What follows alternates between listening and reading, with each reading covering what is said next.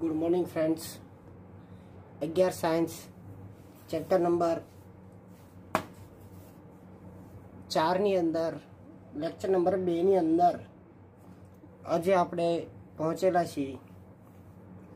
તો ગયા લેક્ચરની અંદર જે આપણે વાત કરી હતી કોસ્લેનો અભિગમ, લુઈસનો અભિગમ અને દરેક તત્વોની સંયોજકતા, એ સંયોજકતાને આધારે કે દાખલા તરીકે Na પ્લસ હોય તો એને ઉપર આપણે પ્લસ વીજભાર, તો આ પ્લસ શું કામ આવ્યો એના વિશેની ચર્ચા આપણે કરેલી હતી.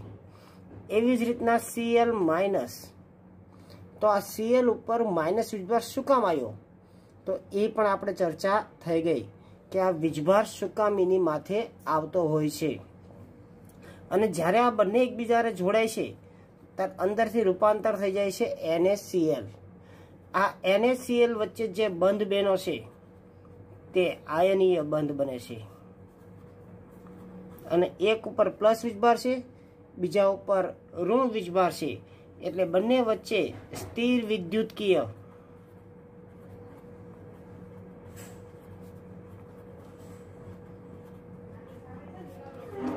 આકર્ષણ બળ ઉત્પન્ન થતો હોય છે.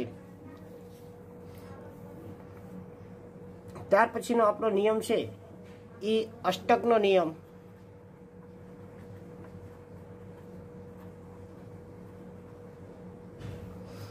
તો અષ્ટકનો નિયમ આપણે ફક્ત 2 માર્કની અંદર વ્યાખ્યા તરીકે પૂછી શકાય છે કે આની અંદર કોસ્લે અને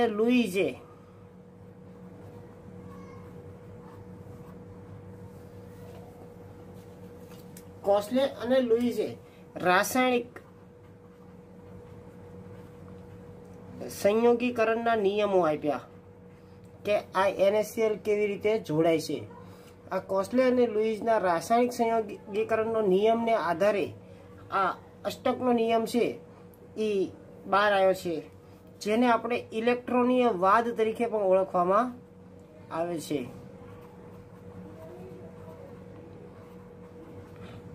આની અંદર ઘટના કઈ બનતી હોય છે તો તત્વ ઇલેક્ટ્રોન ગુમાવીને અથવા તો મેળવીને એની બાહ્યતમ કક્ષા માં 8 ઇલેક્ટ્રોન પૂર્ણ કરતા હોય છે. કાં તો ઇલેક્ટ્રોન ગુમાવશે અને કાં તો મેળવી અથવા ભાગીદારી કરીને એની 8 ઇલેક્ટ્રોન પૂરા કરતા હોય છે. તો અહીંયા એક શબ્દ આવી ગયો ભાગીદારી. તો ભાગીદારીના નિયમની અંદર એક બંધની રચના થાય છે, જે બંધને આપણે સહસંયોજક બંધ કહેવામાં આવે છે. સહસંયોજક બંધની એક્ઝામ્પલ આપણે આપવું હોય એ પહેલા હું તમને એક વ્યવહારુ એક્ઝામ્પલ સમજાવી દઉં કે દાખલા તરીકે આપણે અચાનક એક પાણીપુરીની લારીએ ભેગા થયા. આ પાણીપુરીની લારીએ મેં 10 રૂપિયાની પાણીપુરીનો ઓર્ડર આપ્યો. બાજુમાં તમે હતા, તમે તે 10 રૂપિયાની પાણીપુરીનો ઓર્ડર આપ્યો. ઓર્ડર આપીને તમે મને પૂછ્યું કેમ છો સાહેબ, મજામાં, એમ કરીને વાતચીત આપણી વચ્ચે શરૂ થઈ. તો ટોટલ મેં તમને એવું કીધું કે તમે લો પાણીપુરી ખાઓ, તમે મને કીધું કે લો પાણીપુરી ખાઓ. બંને ભેગા થઈને ટોટલ કેટલા રૂપિયાની પાણીપુરી ખાધી તો કે 20 રૂપિયાની પાણીપુરી ખાધી મેં અને તમે. પછી જ્યારે પૈસા દેવાની વાત આવી ત્યારે તમે ગાયબ થઈ ગયા. તો એ 20 રૂપિયા કોને ચૂકવવાના થયા તો કે મારે ચૂકવવાના થયા. અથવા તો તમે એમ કહ્યું નાના સાહેબ મારા 10 રૂપિયા હું તમને આપી જ દઉં છું, એવું પણ બની શકે. બરાબર. અથવા તમે એમ કહો કે સાહેબ 20 રૂપિયા હું આપી દઈશ. કઈ ઘટના બનશે? 20 રૂપિયા હું આપીશ, 20 તમે આપશો કે 2 10 કાઢશો? તો આ સંજોગોની અંદર બંને સરખા પ્રમાણે, કેવા પ્રમાણમાં? સરખા પ્રમાણમાં ભાગીદારી કરે છે. એ કોની ભાગીદારી કરે છે? ઇલેક્ટ્રોનની ભાગીદારી કરે છે. અને આપણે એક્ઝામ્પલમાં શેની લીધી? પૈસાની ભાગીદારી લીધી. અને જે આ ભાગીદારીથી જે બંધ બને છે સરખા પ્રમાણમાં ઇલેક્ટ્રોનની ભાગીદારી, ઇલેક્ટ્રોનની ભાગીદારીથી જે બંધ બને છે એ હંમેશા પ્રબળ હોય છે, અથવા તો એમ કહી શકાય કે મજબૂત બંધ બને છે. કોઈ બિઝનેસ શરૂ કર્યો હોય ભાગીદારીમાં, તો એ બિઝનેસને ટકાવવા માટે બંને સરખા પ્રમાણમાં કામ કરવું પડતું હોય છે, તો જ તેની વચ્ચે કોમ્બિનેશન જળવાતું હોય છે. તો અહીંયા જે બંધ છે એ પણ કંઈક આ જ પ્રકારનો બંધ છે, સહસંયોજક બંધ. પણ ધ્યાન રાખવાનું છે કે સહસંયોજક બંધ બનતો હોય ત્યારે અષ્ટકના નિયમને ધ્યાનમાં રાખવાનો છે. અષ્ટકનો નિયમ એમ કહે છે કે 8 જ ઇલેક્ટ્રોન થવા પડે. કેટલા ઇલેક્ટ્રોન? 8 જ ઇલેક્ટ્રોન આપણે થવા પડે. તો એવું સરસ મજાનું એક એક્ઝામ્પલ લઈ લઉં છું. મેં અગાઉ પણ વાત કરી હતી કે હાઇડ્રોજન છે ને એ અપવાદ છે. હાઇડ્રોજનના કોઈ દિવસ 8 ઇલેક્ટ્રોન થશે નહીં. તો હાઇડ્રોજન મેક્સિમમ કોના જેવું કરશે? હિલિયમ જેવું થશે. હિલિયમ પણ નિષ્ક્રિય છે, એટલે હિલિયમ જેમ વર્તે છે. તો આવો એક ભાગીદારીમાં હું બંધ બનાવતા તમને શીખડાવું છું. ગઈ વખતે લુઈસનું બિંદુ નિરૂપણ મેં તમને આપ્યું હતું, જેમાંનું અત્યારે હું ક્લોરીનનું એક્ઝામ્પલ લઉં છું. કે સપોઝ માનો કે મેં એમ લખું Cl2, તો તમને બધાને ખબર છે Cl2 ને આપણે કેમ લખશું? Cl બંધ Cl. અહીંયા સિંગલ બોન્ડ શું કામ આવ્યો? એકલ બંધ કેમ આવ્યો? તો એની માટે આપણે લુઈસના બિંદુ નિરૂપણને અહીંયા આપણે ધ્યાનમાં રાખવું પડશે. તો ક્લોરીન પરમાણુ ક્રમાંક 17, નિયોન 3s2 3p5. બાહ્યતમ કક્ષામાં ટોટલ ઇલેક્ટ્રોન કેટલા છે? તો કે 7 ઇલેક્ટ્રોન આવેલા છે. તો અહીંયા મેં એક ક્લોરીન લખો, 1 2 3 4 5 6 અને આ 7. એવી જ રીતના હું બીજો અહીંયા ક્લોરીન છે કેટલા ટોટલ? 2 છે મારી પાસે. મેં એક ક્લોરીન દર્શાવ્યો. હવે આવો ને આવો મારે બીજો એક ક્લોરીન દર્શાવવો પડશે, Cl, જેની પણ બાહ્યતમ કક્ષામાં મેં કેટલા ઇલેક્ટ્રોન મૂકી દીધા છે? 7 ઇલેક્ટ્રોન મૂકેલા છે. હવે આ ક્લોરીનને તેનું અષ્ટક પૂરું કરવું છે. અષ્ટક પૂરું કરવા માટે ફરીથી હું ગણીશ 1 2 3 4 5 6 અને 7. 7 છે એટલે રિક્વાયરમેન્ટ કેટલાની છે? 1ની છે. તો બાજુવાળાને કહે છે કે મને તું 1 ઇલેક્ટ્રોન આપી દે. જો આ ક્લોરીન આને ઇલેક્ટ્રોન આપી દે તો આનું અષ્ટક પૂરું થઈ જાય, પણ આનું અષ્ટક પૂરું થતું નથી. એટલે આ બંને વચ્ચે ઇલેક્ટ્રોનની ભાગીદારી થશે.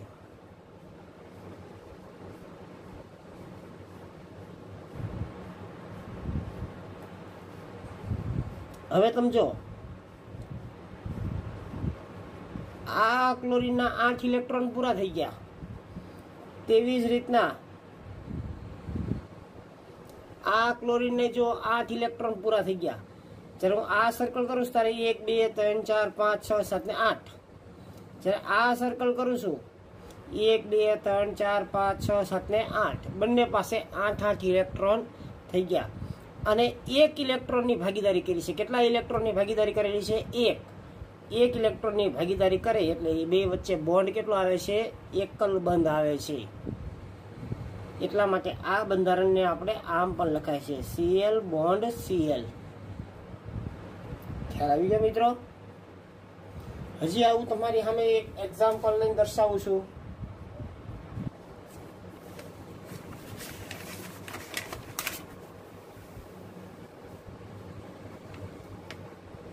તો બીજું એક્ઝામ્પલ છે,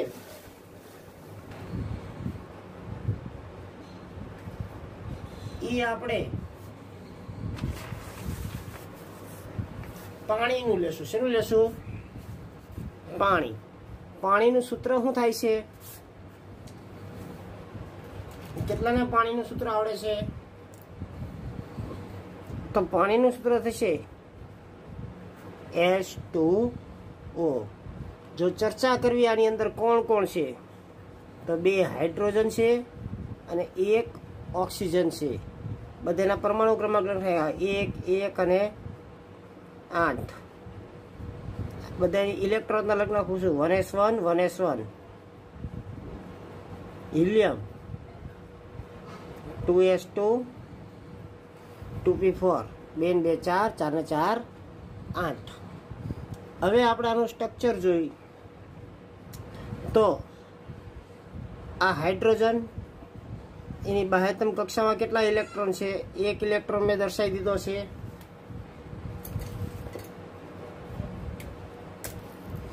એવી રીતે અહીંયા પણ એક હાઇડ્રોજન,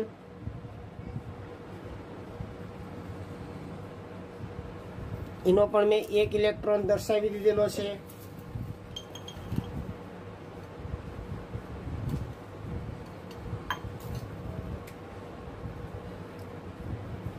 ઓક્સિજન એની બાહ્યતમ કક્ષામાં 4 ને 2 6 ઇલેક્ટ્રોન રહેલા છે। આ ઓક્સિજન 6 ઇલેક્ટ્રોન 1 2 3 4 5 6। અહીંયા પણ મેં 6 ઇલેક્ટ્રોન દર્શાવી દીધા। હવે શું થશે ઘટના જોવો જોઈએ તો કે આ હાઇડ્રોજન, આનો 1 ઇલેક્ટ્રોન, આ 1 ઇલેક્ટ્રોન, બે વચ્ચે ભાગીદારી થઈ ગઈ। એવી રીતના આ હાઇડ્રોજન, આનો 1 ઇલેક્ટ્રોન, 1 ઇલેક્ટ્રોન આનો।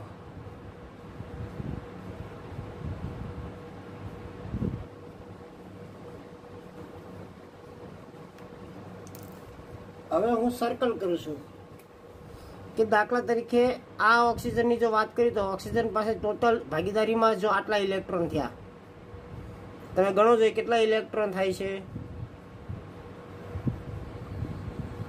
સર્કલમાં કેટલા ઇલેક્ટ્રોન છે? તો તરત તમે કહેશો કે 8 ઇલેક્ટ્રોન પૂર્ણ થઈ ગયા, એટલે એનું અષ્ટક પૂરું થઈ ગયું છે। એવી રીતે હાઇડ્રોજન છે એ હિલિયમ જેવું વર્તન કરશે। 2 ઇલેક્ટ્રોન થઈ ગયા હાઇડ્રોજન પાસે પણ।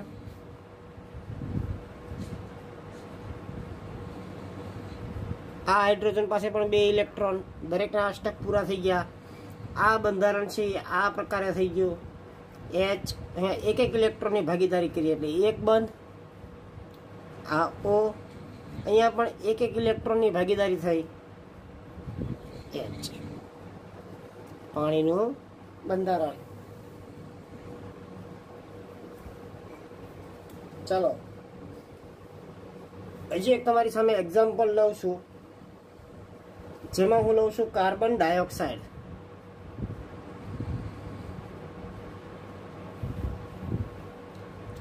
CO2।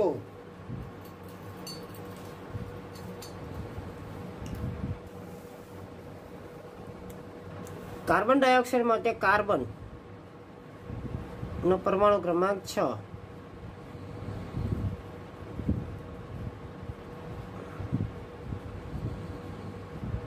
એટલે કે કાર્બનની બાહ્યતમ કક્ષામાં કેટલા ઇલેક્ટ્રોન થઈ ગયા? 4 ઇલેક્ટ્રોન થયા છે। કેટલા ઇલેક્ટ્રોન છે? 4। 2 ને 2 4 ઇલેક્ટ્રોન। ઓક્સિજનની મેં લખેલી છે ઉપર, એટલે એ ફરીથી હું રિપીટ કરતો નથી। તો હવે એમ વિચારો જોઈએ તમે, આ કાર્બન છે એની બાહ્યતમ કક્ષામાં 4 ઇલેક્ટ્રોન જો રહેલા હોય તો કાર્બનને અષ્ટક પૂરું કરવા માટે કેટલા ઇલેક્ટ્રોનની જરૂર પડશે? મારે ટોટલ કરવાના છે 8 ઇલેક્ટ્રોન। 4 તો છે જ તે કાર્બન પાસે, તો હવે કેટલાની જરૂર પડશે? તો કે 4 ઇલેક્ટ્રોનની જરૂર પડશે। એટલે તમને ખ્યાલ આવી જશે। હવે કાર્બન અહીંયા હું લખી નાખું છું ઓક્સિજન, આ બાજુ પણ મેં લખી નાખ્યો છે ઓક્સિજન। ઓક્સિજનની બાહ્યતમ કક્ષામાં 6 છે, એને અષ્ટક પૂરું કરવા માટે કેટલાની જરૂર પડશે? તો કે 2 ની જરૂર પડશે। તો આપણે હવે ખબર પડી જાય કે આ 2 ઇલેક્ટ્રોનની ભાગીદારી કરશે હવે, કારણ કે એને 2 લેવાના છે સામેથી। જો સોરી 2 ને 2 4 કાર્બનના થઈ ગયા પૂરા। ઓક્સિજનના 6,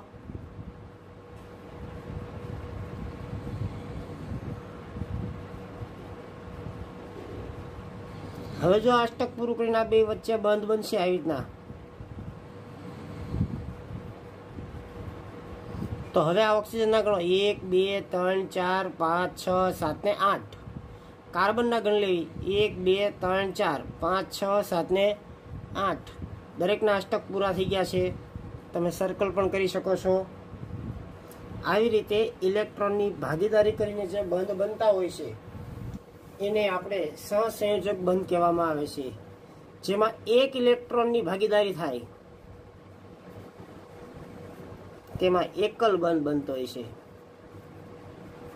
જેમાં 2 ઇલેક્ટ્રોનની ભાગીદારી થાય એમાં દ્વિબંધ બનતો હોય છે, જેમાં 3 ઇલેક્ટ્રોનની ભાગીદારી થાય એની વચ્ચે ત્રિબંધ બનતો હોય છે. આ બંધ તમારે અહીંયાથી ડાયરેક્ટ ગણતરી કરી શકો. 4 છે એટલે મારે 4ની જરૂર પડે, હવે 2 છે તો 2 ને અડધા અડધા કરી નાખો, 2 એમ્પા આપો, 2 એમ્પા આપો, એટલે તમે ઇઝીલી તમે બંધ બનાવી શકશો. આવા થોડાક તમને હોમવર્કમાં હું બનાવવા આપું છું, જે તમારે બનાવવાના થશે.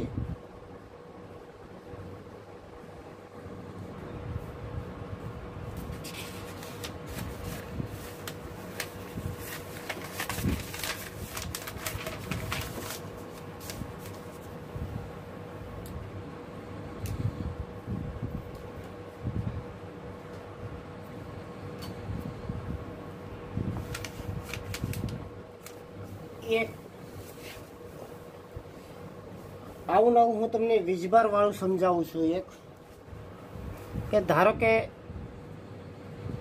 CO3 -2 આયન, પેલા ચેપ્ટરમાં આ આયન આવી ગયેલો છે, આ સ્વરૂપે હતો, યાદ હોય તો તમને Na2CO3, એનાથી Na દૂર થઈ ગયા એટલે CO3 ની ઉપર -2, એનો ઈ જ આયન અત્યારે હું લઉં છું.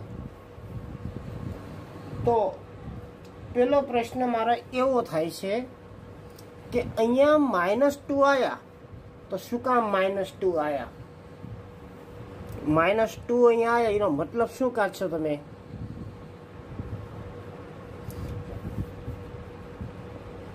તો એનું કારણ છે, કાલના લેક્ચરમાં આપણે વાત કરી હતી, જો માઇનસ વીજભાર આવે તો એનો મતલબ શું છે? ઇલેક્ટ્રોન મેળવે. પ્લસ વીજભાર આવે એનો મતલબ શું છે? ઇલેક્ટ્રોન ગુમાવે. યાદ હોય તો તમને અહીંયા -2 છે એનો મતલબ એવો થયો કે અહીંયા 2 ઇલેક્ટ્રોન મેળવશે. કેટલા ઇલેક્ટ્રોન મેળવશે? 2 ઇલેક્ટ્રોન વધારાના એ મેળવશે. તો ચાલો હવે આના બંધારણ આપણે ચેક કરવી. હવે કઈ ઇલેક્ટ્રોન લખવાની જરૂર છે નહીં. કાર્બનની બાહ્યતમ કક્ષાની અંદર ટોટલ કેટલા છે? તો કે 4 ઇલેક્ટ્રોન રહેલા છે. 1 2 3 4. એવી રીતે ઓક્સિજનની બાહ્યતમ કક્ષામાં કેટલા ઇલેક્ટ્રોન છે? તો કે 6 ઇલેક્ટ્રોન છે. ઓક્સિજન અહીંયા મેં 1 ઇલેક્ટ્રોન દર્શાવ્યું છે, એટલે 1 ની સામે દેખાડી દીધો મેં. 3 5 ને 6 એવું ને એવું અહીંયા કરીશ. 1 6. ત્રીજો ટોટલ ઓક્સિજન કેટલા છે? 3 છે. મેં 2 દર્શાવ્યા, હજી 1 દર્શાવવાનું બાકી છે. 1 ઓક્સિજન અહીંયા દર્શાવી દીધો.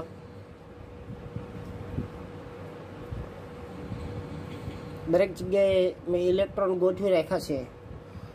હવે પહેલાં આપણે આ ઓક્સિજનથી ચર્ચા શરૂ કરી દઈએ. તો જો આ બે વચ્ચે મેં બંધ બનાવી નાખ્યો, ડબલ બોન્ડ. ડબલ બોન્ડ બનાવ્યો એટલે અહીંયા જોવો જોઈએ.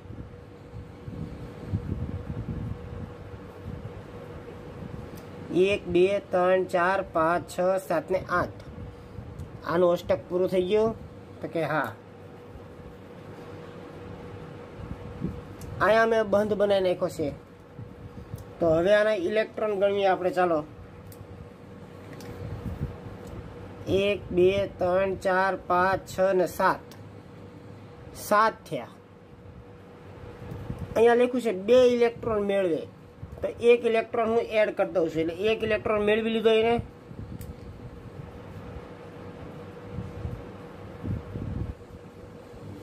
એટલે આનું પણ અષ્ટક પૂરું થઈ ગયું, જોઈ લો. અહીંયા પણ મેં બંધ બનાવી નાખ્યો, અહીંયા પણ 1 ઇલેક્ટ્રોન મેળવો, આનું પણ જોઈ લો અષ્ટક પૂરું થઈ ગયું. આને આપણે લખવું હોય તો આમ લખી શકાય, C double bond O, single bond O, single bond ઓ,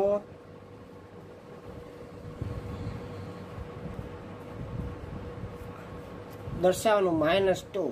આને 2 ઇલેક્ટ્રોન મેળવી અને એને બંધ બનાવેલો છે. ખ્યાલ આવી ગયો વિદ્યાર્થી મિત્રો? તો આવા હું થોડાક એક્ઝામ્પલ તમને આપું છું, જે તમારી ટેક્સ્ટ બુકમાં દેશે એમાંથી જ હું કાઢીને આપું છું.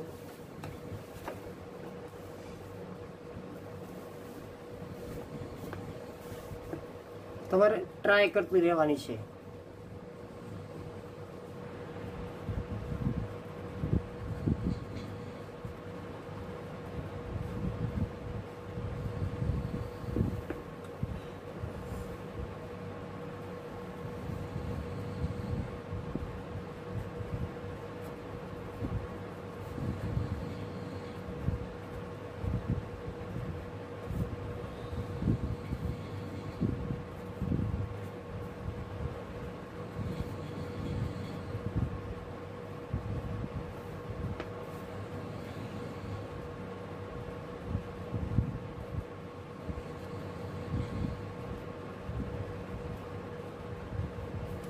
CCl4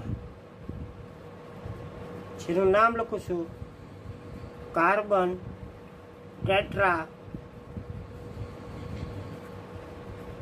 chloride.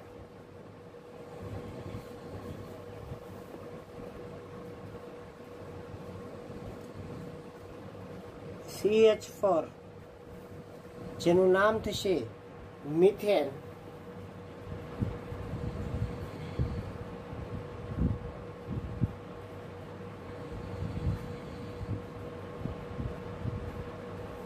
N2 dinitrogen.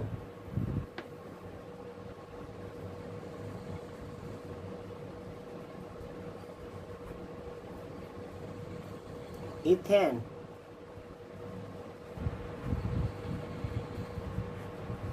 Ethane.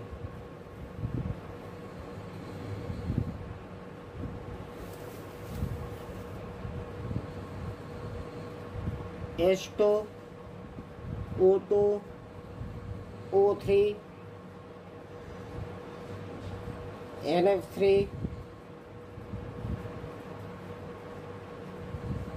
NH4 plus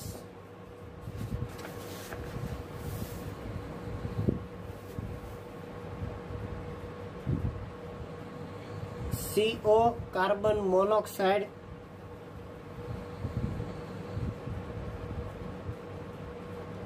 NO2 minus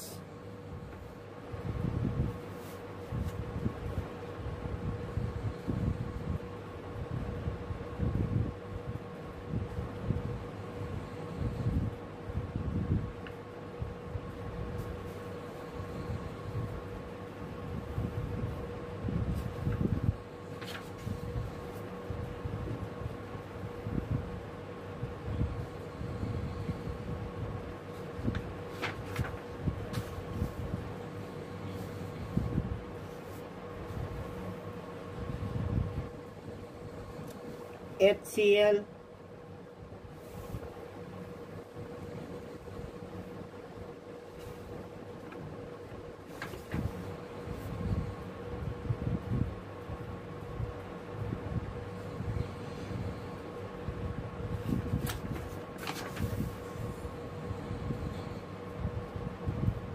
NH3 NH4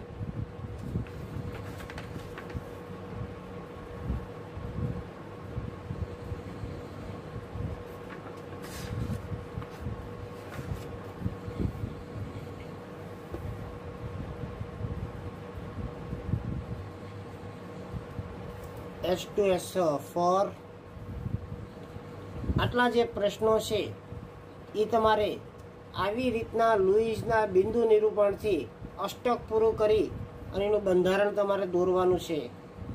એક આ H2SO4નો જે આકાર છે એનું બંધારણ કેવા પ્રકારનું તમને મળશે પછી નિરૂપણ તમારે કરવાનું છે એ હું તમને ખાલી દર્શાવી દઉં છું જસ્ટ.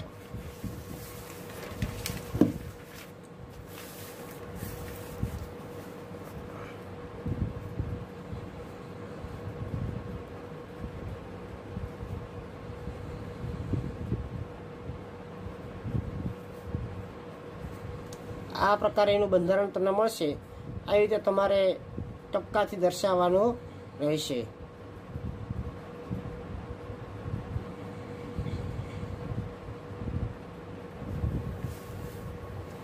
ચલો આજના લેક્ચર માટે આટલું છે. નેક્સ્ટ લેક્ચરમાં અષ્ટકના નિયમની મર્યાદાથી આપણે આગળ જઈશું. Thank you.